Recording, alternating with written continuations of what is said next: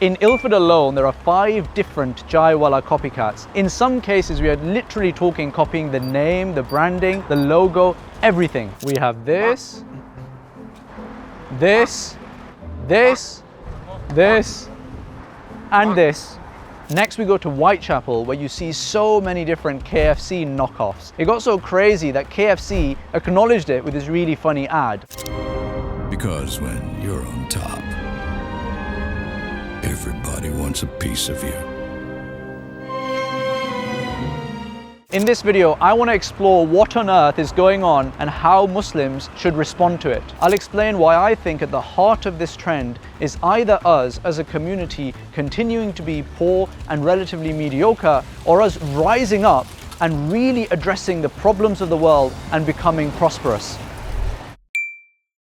And look folks, let me be very clear. I'm not saying that anyone that I have named or is on this video is doing anything illegal, or indeed that you shouldn't shop there. This is my personal view and opinion that I am sharing about what this kind of behavior, this kind of market trend is indicative of, and in my personal view, it is disappointing. And actually some of these places look pretty cool and they might be doing interesting stuff in there as well, to be fair to them. But what I'm trying to get at is that I feel like we as a community need to be more innovative, and that this wider trend that we are seeing is a little bit disappointing. Let me explain.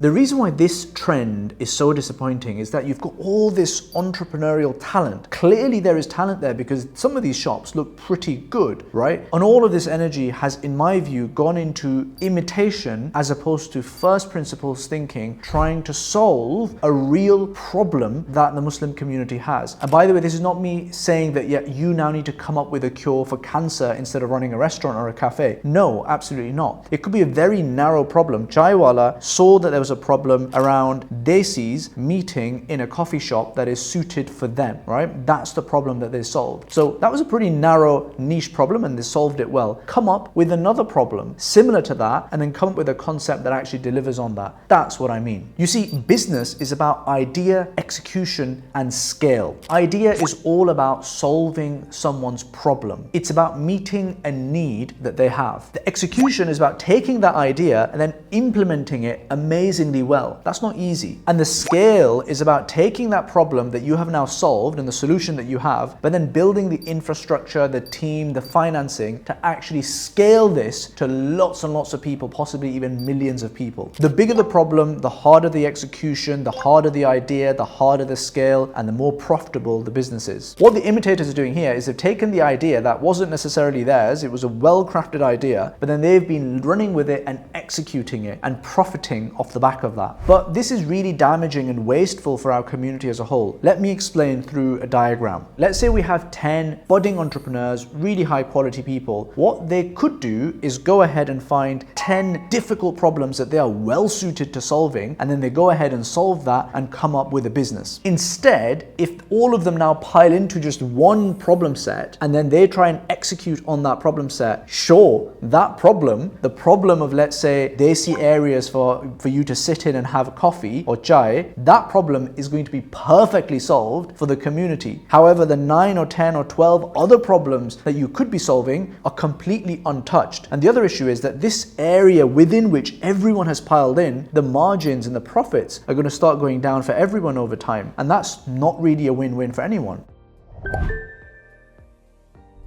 This is a message for those of you who are copying other businesses relentlessly. Why do you disrespect your own creativity? You are so much better than being just an imitator. You could make so much money by solving a problem that no one else has solved, and you have the ability to do that. And that's what you should be doing. Be a man that your kids would be proud of and live life to the full. Do something that the Ummah really needs. There are so many problems out there that we could use people like you who have that problem solving and execution ability to turn their minds to and really solve for everyone else. And by the way, what you're doing right now is actually financially very, very dangerous, because it is very rare that someone comes along and copies the original and actually ends up building a bigger business or a better business and a more profitable business than them. And you know why? Because they are the source of the innovation. You are focused on copying them and what they are up to, but they are constantly evolving. They are focused on the customer and solving their problem. And ultimately in business, the profit goes to the person who can solve the customer's need the best. And you will always be 6 months behind. So what you'll find is by the time you've successfully copied whatever the leader has done, they will have moved on. Why is that? Well, because they are focused on the customer, and the customer is a human being. The customer is part of an economy that is constantly changing. It's like the ocean. There is a supply, there is demand, and that changes over time. And they, the leader in this industry, are adapting to that. Business is not a static thing. And in the long run, the person who does what business is, which is solving customer problems, is the only one that is going to survive and make a profitable business. Anyone else is just playing at business, and they're not really going to get the real fruits of business out of it. And look, I'm not saying, by the way, that there's no imitation in business. There absolutely is. But what you have to do is you have to steal stylishly. So you could say, oh look, ChaiiWala has come up with this concept where you've got the desi atmosphere, the vibe going on, and they've been really careful about the environment and the imagery and the brand, and they've made it all click with that nostalgic feeling of the subcontinent, and then they've plonked it into a modern cafe context, and it's a really profitable business. Brilliant. Rather than copying them, why don't I think about other desi drinking or eating cultures that are out there that perhaps are ready for it to be imported into a modern Western context? Maybe you could come up with a cafe that is crossed with a massage parlor. That's actually a really common trend in the subcontinent, where people chill out and get a massage at a cafe. Or perhaps you could look at the various different rituals and cultures around mangoes and mango eating. Or maybe there are so many fruits in the subcontinent that we eat as common out there, but they don't really make it over to the UK. Again, there could be this entire industry or theme around that. And you know what? That's stealing an idea from ChaiiWala, but you know what? No one will ever accuse you of stealing. You will have solved a real problem that people had and you are now addressing.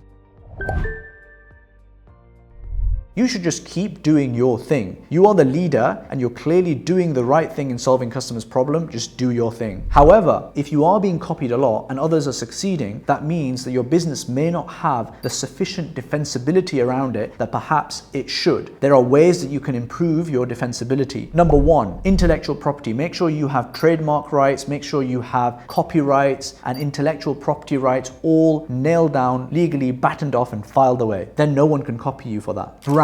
Have a really solid brand. Coca-Cola is something that's really easy to copy. However, when we think soft drink, we think Coca-Cola or Pepsi, that's it. And the reason is because Coca-Cola has such a strong brand and they invest a lot of money into it. So even if some competitor comes along, they can't compete with that. Thirdly, network effects. There are some kinds of businesses, particularly technology businesses or marketplace businesses, where if you can add critical mass of buyers and sellers, demand and supply onto the same platform, for example, Facebook or eBay, you have a business that is very difficult to replicate because all the buyers and sellers are already there. Finally, economies of scale. Once you've got that scale, you can drive the costs of acquisition down really, really cheaply, or the costs of making something down cheaply. And that means anyone who's starting off is going to really struggle to compete with you because you've just got that much, much bigger operation. And you can always undercut them on price if that is what it takes. Finally, just to reiterate, focus on the customer, solve their problems. Everything else is noise. You'll be perfectly fine. Look guys, I'm not going to say to you only go to KFC or only go to ChaiiWala. Vote with your feet. You're the customer, right? No one's doing anything illegal. But make sure that you are valuing quality and you are valuing creativity. But train your kids, your family to imitate and learn with creativity, to run towards hard problems and solve those rather than easy solutions. And ideally, don't imitate anyone at all if you can avoid it. Islam rewards the hardworking, the creative and the patient, both in this life and the hereafter. Until next time, Assalamu alaikum.